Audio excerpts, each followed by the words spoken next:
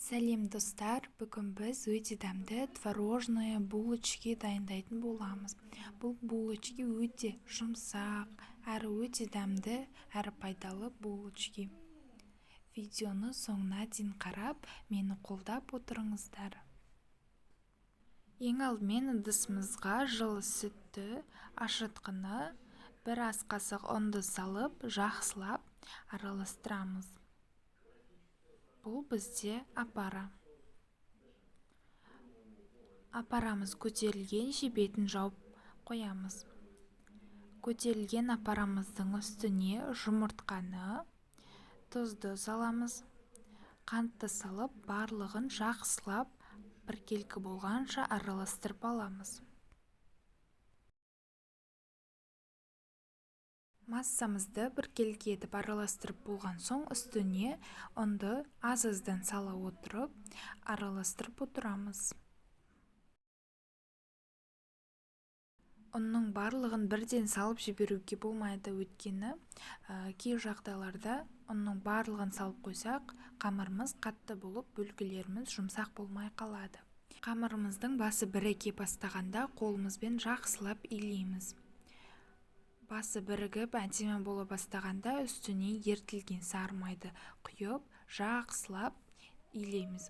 Осындай біркелкі болғанда бетін жарты немесе 1 сағатқа жауып көтерілгенше жібереміз. Енді салмасын дайындаймыз. Ол үшін ыдысымызға сүзбені, қантты, сарыуызды, сары майды, ұнды салып, жақсылап шанышқының көмегімен араластырып аламыз. Біздің салмамыз дайын. Енді жаңағы көтерілген қамырымызды алып, бірнеше бөліктерге бөлеміз. Қамырды граммен бөлсеңіздер, бөлгелеріміз бірдей болып шығады. Мен 58 грамнан 10 бөлікке бөлдім.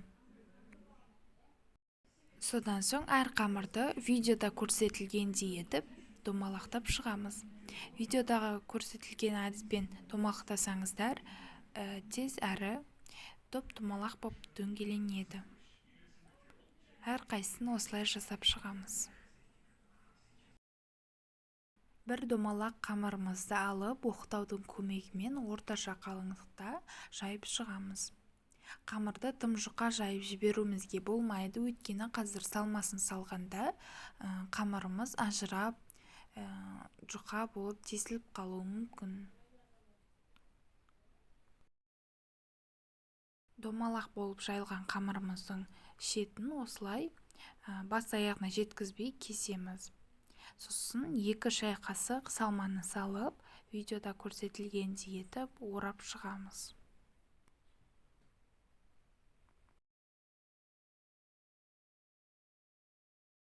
Барлық булочкилерді тура осылай өріп шығамыз.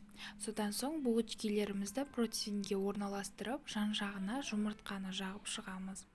Булочкилерімізді қызып тұрған пеште 180 градуста 20-25 минуттай пісіріп аламыз. Булочкилер өте дәмді, жұмсақ болып шығады. Міндетті түрде дайындап көріңіздер.